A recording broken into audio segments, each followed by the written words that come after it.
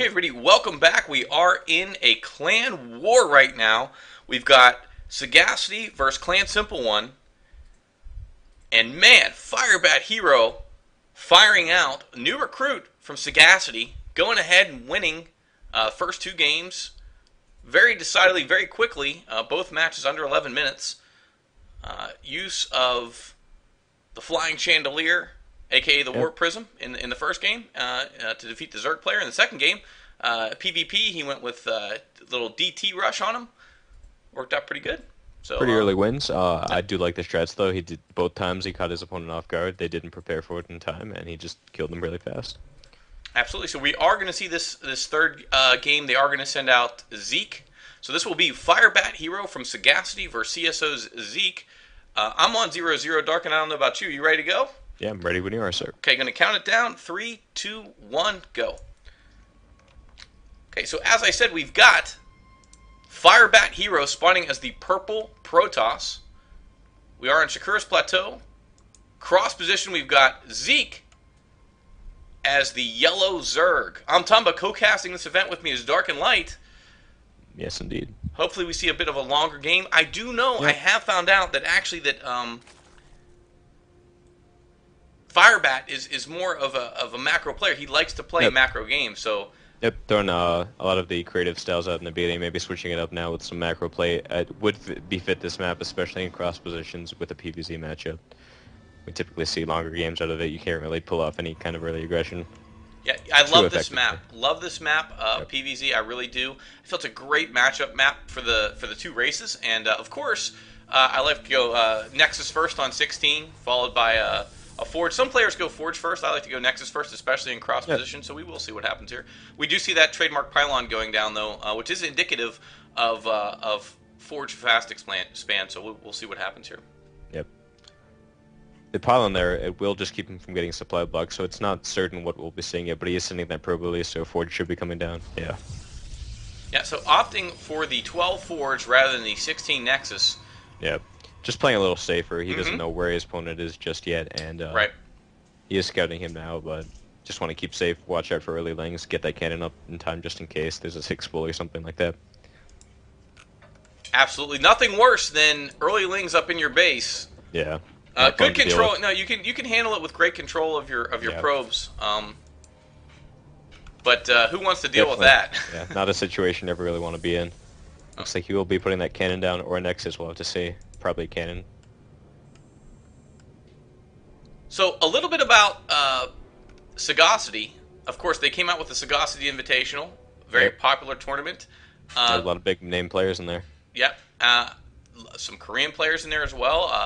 A lot of attention in Team Liquid. Very well-mannered team. I know they like to help each other out.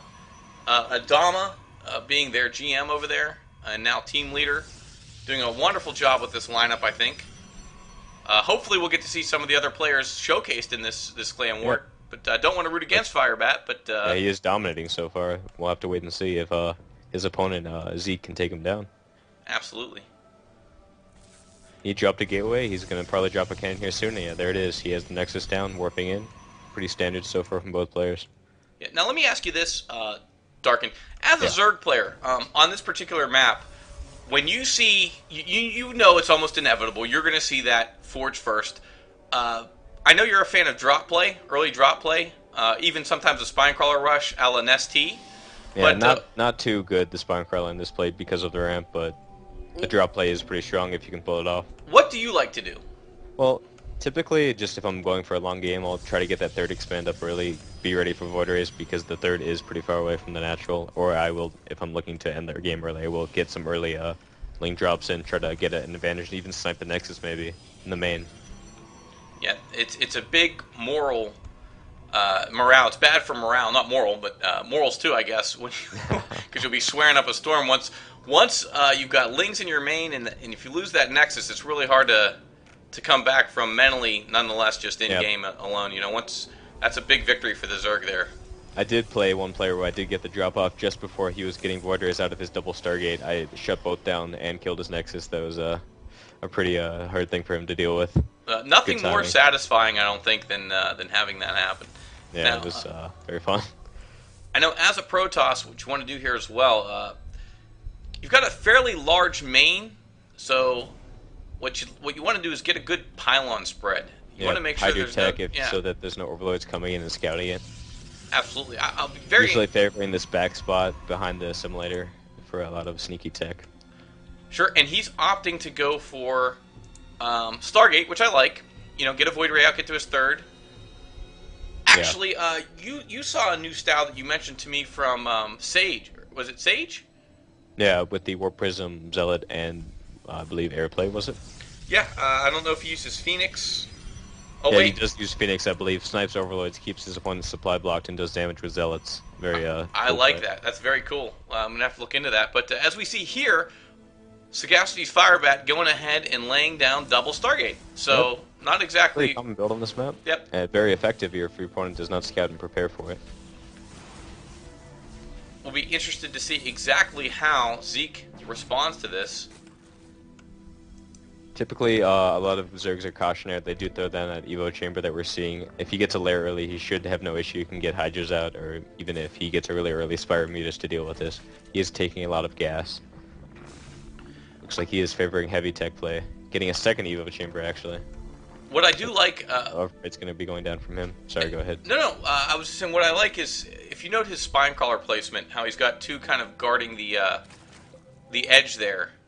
Yeah. On his natural. If you put a spore crawler right in the middle there, what that does is, you know, DT play is becoming not near standard, but fairly Yeah, you have to viable. prepare for it just in case. Yeah. Because you do see it coming out often. Yeah, Not it's all the time, but it is definitely a possibility that you want to prepare for. And since, I think you're saying the Spore Crawler, since it does serve double purpose, that's a great spot for it to be. right. It will go ahead and it's. I did mean spore crawler. If I misspoke, I do apologize. But and there it goes. It is going down almost the spot right where I said it should.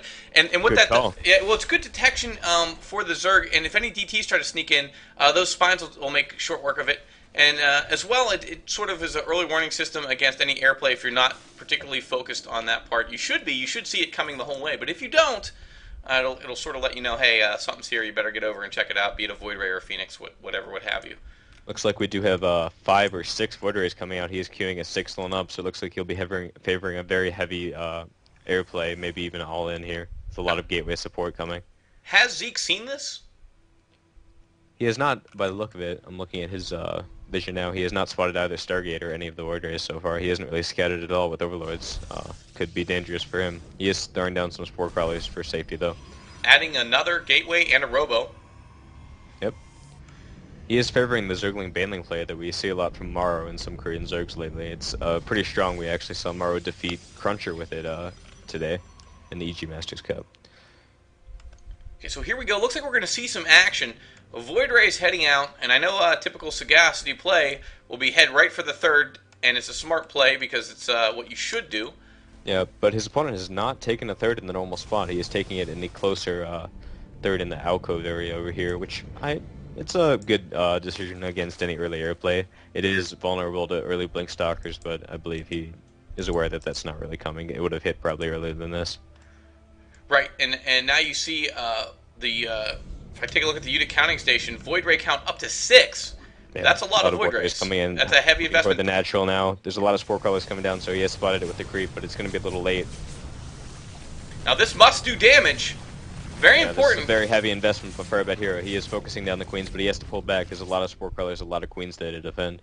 Oh, and Zeke doing a great job of shutting that down. Yep. He is still keeping the pressure on, forcing the Zerglings to move around. He is moving toward the third now. Focusing down the Hydrogen, actually. This could be dangerous. He does lose a Void Ray to that Spore Crawler. Kind of sloppy control there by him. Yeah, and now you know what?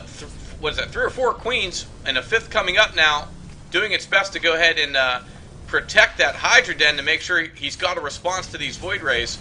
Yeah, a lot of Hydras and Queens coming out. This should deny this Void Ray attack completely. Wow, so that was not very cost effective or Not at all. time efficient. Yeah, good defense by Zeke. He is attacking his Hydra Den now. I believe he realized that was a mistake and he pulled the drones back that were attacking it. Little misclick there, happens to the best of us. So, wow, the question in my mind is, where does Firebat go from here? He could be in a bit of trouble now. He has invested all of that money into the air. And as I had said in Game 1, though, what's nice about having Void Ray is having the ability to fall back and use it as a harass unit to keep the Zerg back in his base, and also fold it in with your main army and create that death ball. As you can see now, Vortex Loss is a very strong combination. Absolutely. And Firebat now taking his third. Yeah, so, a little late on the timing, but that's expected with the early aggression that he was trying to do. Unfortunately, didn't do the damage he'd hoped, and then the Lings are moving out. I like He this. does have a Spine Crawler waddling back. I'm not sure why it got all the way over there. Might have been a misclick, another misclick by Zeke. So Void Ray's kind of hunting around the map, doing some Overlord hunting, just barely missing them actually. And 3-base Protoss, very hard to deal with. Very hard to deal with for Zerg. So I think that Zeke would be best to counter at some point very quickly and try to slow this down. He needs to go ahead and do something to break the freight train. He's going to want to favor some heavy tech or, like you said, an early attack, because just the standard Road Charger Corruptor is not going to be effective against the builder that Firebat Hero seems to be going for with the Colossus play. Two Robo Colossus actually coming out. Double Robo all the way. Yes. One Colossus out, and now Forge producing upgrades. Yeah, and that upgraded Colossus, the +3 attack, devastates any kind of Road Charger build. Gonna go ahead and Maynard some probes over. Yep. Just getting all his bases saturated, preparing for the long-term game. Yeah, not good for the Zerg player. Typically, Zerg needs to go ahead and be very aware. Use a couple Lings to go ahead and constantly scout around the map. Use your Overlords. You want to know when that Protoss is taking that third. It's a pivotal timing that you need to know. And I'm afraid that Zeke is just sort of falling by the wayside here in terms of not slowing down the Protoss. Yeah, looks like he is favoring that drop tech to split his opponent up. That's one way you can deal with this death ball play, but you have to be very effective with your multitasking. It looks like he is going to be favoring that Road Charger Corruptor play, which I do not agree with, personally. Well, and see, what Zeke has allowed Firebat to do here is equalize. He had a timing there where obviously he didn't have a big ground army. All he had was Void Rays. Of course, what can you do with that open door as a Zerg, really? Well, I definitely think he could have, if he had spotted it, shut down the third before it had gone up. Yeah, this is true. With his Lings, he had a lot of Lings there. He could have moved in, but he did delay that, and he let it go up, so that was a mistake by him for sure. Oh, wow. I think it's interesting his choices of expansions. He is favoring these pocket expansions over the normal third and fourth that you usually take on the far reaches of the map. But you were saying... Yeah, no, the Colossus count now, up to 4 already. Wow. So, yeah. That's what you get out of that double Robo. Favor a lot of early Colossus, try to get it out quickly. Now he is switching to Immortal, which is smart if he's going to be expecting Roaches. Looks like he does know that. Now, obviously, the next inline tech switch out of Protoss should be Templar tech. Now, I'm not saying that Firebat is going to do that, but it is the most feared from a little Zerg named Idra. He says 3-base Turtle Protoss, where they get Blinkstalker, Colossus, and Templar tech. Very, very, very hard to deal with. Very hard to beat. Storms do a ton of damage to Hydras and Banelings, which we are seeing now coming out from his opponent. He is favoring that Baneling drop play really effective if you can get them off. But if his opponent he does not actually have Blink yet, so this could do a lot of damage. So he is researching it now, but if he hits before that happens, then there could be a lot of damage done by all these Overlords. Yeah, Firebat now almost maxed out. Zeke, 189 of 200 himself, so we're going to see something go down here. Yep, the Observer will spot all these Overlords if he has the game sense to know that a lot of Overlords in the front could easily mean a lot of Baneling Link play, especially if you reads the composition, the lack of Roaches, the lack of army in general.